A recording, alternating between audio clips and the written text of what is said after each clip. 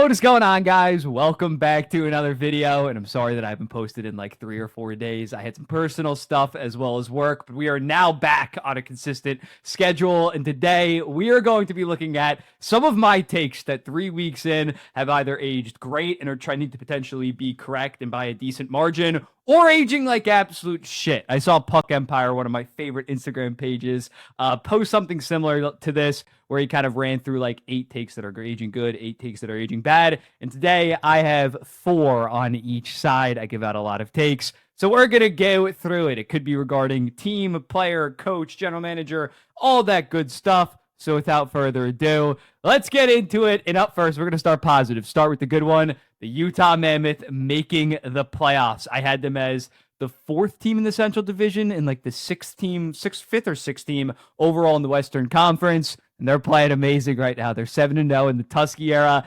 8-2 overall. And this has quickly became maybe my favorite team to watch on a given night, just because they were already so fast last season, but I feel like they've really put it together in terms of that transitional speed off the rush and also being just patient and setting things up now in the offensive zone. Their top 6 right now can go like band for band with any top 6 in the NHL, especially with the addition of JJ Peterka. That kid line is nutty. Cooley's playing great. Gunther's amazing. Nick Schmaltz has like 16 or 17 points in 10 goddamn games. Mikhail Sergachev, I can't say that this one's aging that good because he started out scoreless in his first 6 games, but he has 8 points in his last 4 games. Now has 8 points in 10 games. And yeah, just really, really encouraging. The underlying numbers are solid. They're definitely going to come back down to earth offensively, but the defensive numbers have been good. They haven't had Sean Thursey. He's only played 2 games, then he went down with an injury, and it's not a 3-month injury like last year. And they're only getting 907 goaltending, which is pretty solid. If you asked a Mammoth fan right now, would you sign up for 907 goaltending the rest of the way? They would definitely say yes to that right now.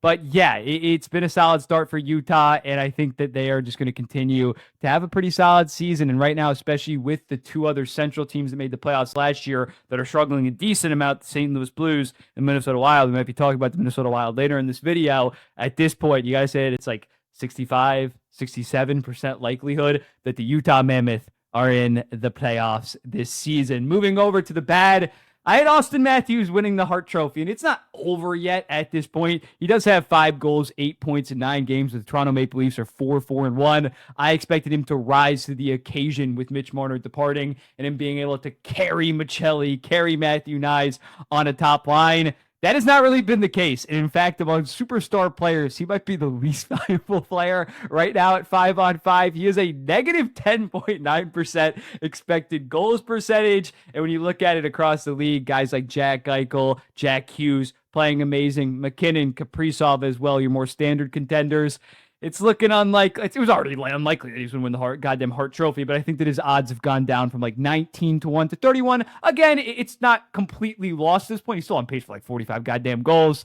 But yeah, that might be a miss early on for me. Back to the good, though. Calgary is hot ass, even though they beat the New York Rangers last night. New York Rangers stink right now, but Calgary is a bad, bad team. They had lost 8 straight games prior to that. They're dead last in the NHL in terms of goals per game, all the way down to 2. And Dustin Wolf, although it's definitely not his fault, he has regressed a decent amount, having an 886 and the second worst goal saved we've expected right now in the NHL. They're at the point where they had to bench healthy scratch Matt Coronado, who's in the first year of a 7-year deal at $6.5 million. And although it's definitely good in the long run that they're probably going to stink this season, like I think my New York Islanders are eventually going to start losing games, but at least they're playing like a fun brand of hockey. This Calgary Flames brand of hockey is low event, boring 3-2, 4-2 kind of losses, and it's getting ugly relatively quick. And yeah, but at the end of the day, if you end up getting Gavin McKenna, you don't give a shit. Back to the bad. The Minnesota Wild, as we talked about before, I thought they were going to be the second best team in the Central Division. Right now, they're the second worst team in the Central Division and the worst by points percentage. The power play has been fixed now that they have Zeev Boyum up there, but the 5-on-5 play has been pretty goddamn dreadful. 24%, or 20, not 24%, 24th in expected goals percentage. Imagine they had a 24% expected goals percentage. It's been bad. And yeah, although Boldy and Kaprizov are one of the best duos in the NHL, after that, it has fallen off a decent amount. They have a 56% expected goals percentage when they play together. Fun fact, Boldy actually has a 60% expected goals percentage when he's not with Kaprizov at 5-on-5. But when neither of them are out there, it's all the way down to 42%. So from 56% down to 42%. Yes, they don't have Matt Zuccarello right now, but I'm not sure he's going to improve their 5-on-5 play that much. I think you kind of have to split up the two for the foreseeable future until you kind of find a groove. And in terms of that defense core, Faber definitely needs to be better, and Jake Middleton is kind of dragging down everybody. If you look at the numbers in terms of the pairings, it has definitely been an unfortunate start for the Minnesota Wild. Are they completely out of it? No. Last night's game against the San Jose Sharks, to lose in the fashion that they did, having offensive zone time for 3 minutes and 30 seconds and then losing it as soon as San Jose got the puck, stunk. I'm not ready to give up on them, but I don't think they're going to be finishing second in the Central Division at this point, especially with Utah Mammoth having such a strong start. Colorado's had a very solid start. Winnipeg is well over 500. It's not looking good for the Minnesota Wild in terms of being a 103-point team, second in the Central Division, like I predicted. Back to the good. The Carolina Hurricanes, in my opinion, are pretty clearly going to win the President's Trophy. I know that the New Jersey Devils have started off good, but I think that the Carolina Hurricanes are right now the best regular season team in the NHL. They're 6-2 with the win over the New Jersey Devils. That was the New Jersey Devils' only loss, but they beat the Devils. They beat the Colorado Avalanche. Their only losses are to the Dallas Stars and the Vegas Golden Knights. They're third right now in points percentage in the NHL at 6-2, and that's with Slavin having been hurt. Kochetkov has been hurt. Bussy's been playing instead, in their odds for the President's Trophy started at 7-1 all the way down to plus 410. And again, although teams like the Knights, the Stars, the Avalanche, the Devils are definitely going to be potential contenders for the President's Trophy, I just trust this team to be a regular season wagon. And again, they've done this with Andrei Svechkov not scoring a single point. Ehlers has like 3 or 4 points thus far. This team is so damn good. This team is built for the regular season, at least. Not sure if they're going to get over the hump in the Eastern Conference Finals, but in the regular season, their preseason points over under was like 106.5. I laughed at that. I'd put it at like 113 right now. They're a regular season juggernaut for a reason. Going back to the bad, I said Linus Ullmark was going to be a Vezina finalist. Right now, he has an 870 save percentage and like minus 3.9 goals saved above expected. Combined, him and Maryland have an 854 save percentage and minus 7.4 goals saved above expected. And he has been better in his last 2 games. But yeah, to get back into the high 910s after this brutal of a start, especially when guys like Shesterkin, Hellebuck, Thompson, Demko, other guys that you thought might be in the race for the Vezina Trophy, Demko if he was healthy, those guys are all balling out. So at this point, I think I'm pretty ready to concede Linus Ullmark being a Vezina finalist. Again, still could have a good season, but I was maybe just a little bit too high on him because he had been consistent over recent years.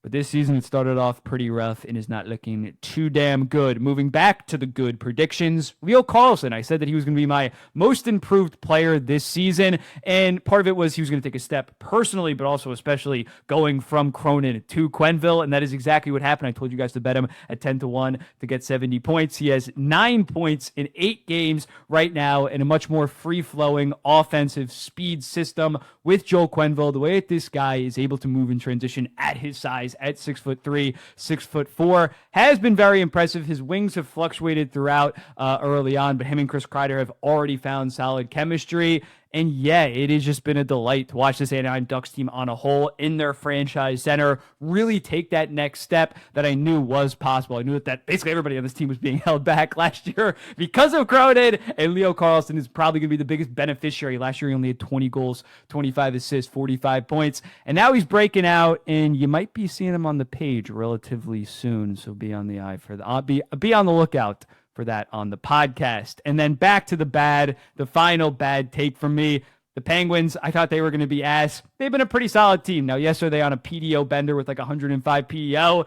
Definitely, but I don't think that they're going to regress so much where they're going to be like the 71-point team that I predicted. Old man Malkin is still balling out to start this season. Brazeau has been a goal-scoring machine. Anthony Mantha was a really nice scoop, in my opinion, when they got him for 1 year. Well, it was in my opinion, this summer when they got him. Now it's obviously a great scoop. He has 4 goals, 4 assists, 8 points. Ryan Shea has been really good for them. Their power play has been cooking. It's not going to stay at 33% because that would be like the single-season record, but we knew that top power play would be a very solid unit, of course, with Crosby, Malkin, Carlson, Raquel's hurt right now, unfortunately, and Brian Russ. So that power play is going to stay pretty strong, and the goalie tandem has been very, very impressive. Artur Shilov's coming off that AHL playoff MVP performance, as well as Tristan Jarry, who from 2020 to 2022, 2023 was a legit top 15 goaltender. It's not like he's been ash for like the past half year or half decade. He's been very solid as well. And as a result, they have a combined 918 save percentage. Don't expect that to stay there, but could they end the season at like a 905, 906? It's possible, and that's definitely not going to be a sub 75 point team. So right now, I feel like I've been saying a lot about betting today on this video, but if I were to give out like an updated points over under for this Penguins team, I'd probably have it at like 82.5. Like, they're still going to slow down. Don't get me wrong. They'll probably sell someone at the deadline.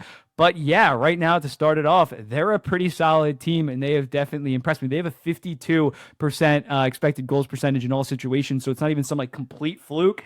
They've been a pretty damn solid team. But yeah, those are the predictions early on that have aged great, aged pretty shit. Some other ones. Shesterkin started out great in terms of my Vezina prediction. He has slowed down a little bit. San Jose, a lot of people were higher on them. I said that they're going to still be in the 60s. They've had some magical moments like beating the New York Rangers and the Minnesota Wild, but those are their only 2 wins thus far. And in terms of my worst, Chicago, probably not going to be the worst team in the NHL. They've been pretty solid. The Kings, although they've like won every single game in overtime for the most part outside of last night against the Chicago Blackhawks, not sure if they're going to be as bad as I thought that they were. And my Stars versus Lightning Stanley Cup final hasn't looked awesome thus far. Tampa has won back-to-back games, and the Stars are starting to pick it up. But right now, yeah, I feel like that's not the odds-on favorite in terms of a Stanley Cup final. But let me know in the comments. What do you think about this? Are there any takes that you remember that I've made that are aging great or aging like shit? There hasn't been any. Cutter, Gauthier, Calder, buried shots, Gregory level bad thus far, thank God. And what are some of the takes that you had early on before the season that have either aged great or aged like absolute dog crap? I'll be seeing the next one. Hopefully daily videos. Sorry about that break. My apologies. Podcast probably making a return Wednesday or Thursday. If you couldn't tell by that hint, trying to get Leo Carlson on the day one. I'll be seeing the next one. Peace.